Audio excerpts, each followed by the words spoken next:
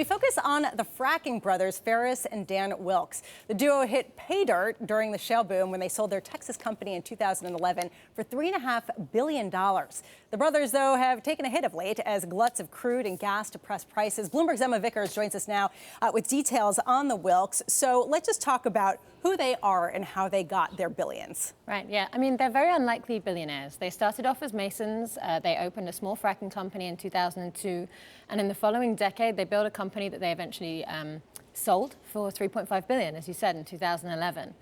So they were really the sort of original boom and bust story of the shale revolution. But things haven't been so good since. Right. So the boom part was the $3.5 billion Right. They sold it. Let's talk about the bust part. How much have they lost? Well, it's a really good question. Yeah, I mean, they've made a lot of investments. They certainly haven't invested their entire fortune, but they disclosed a portfolio of investments worth $1 billion in June last year. This year, their most recent disclosure, that portfolio had dropped to $3.7 million.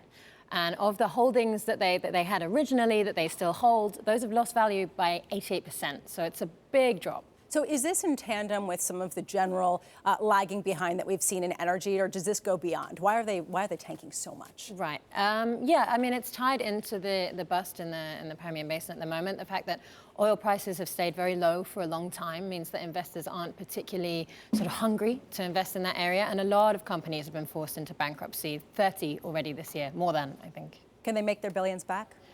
It's a really good question. And yeah, I mean, there are analysts that we've spoken to that say they're in a better position than most because rather than relying on equity, they have their own money. So they're on their own time frame to see a return on their investment. It's so interesting, the idea that Masons all of a sudden become unlikely billionaires. Right. What are they doing other than investing in other shale companies with those billions? Yeah, well, they've bought a lot of land. They've become the two biggest landowners in, the biggest landowners in Idaho and in Montana.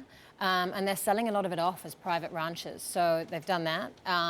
They've also invested a lot in Republican parties and campaigns. So obviously, you know, that's not a surprise necessarily. Well, do we have a sense of whether there are a lot of billionaires like this out there that got rich really quickly in the shale boom? It's a good question. It's not something that our reporting looked into, but given the way that the industry climbed and then tanked, I would have thought they can't be the only ones.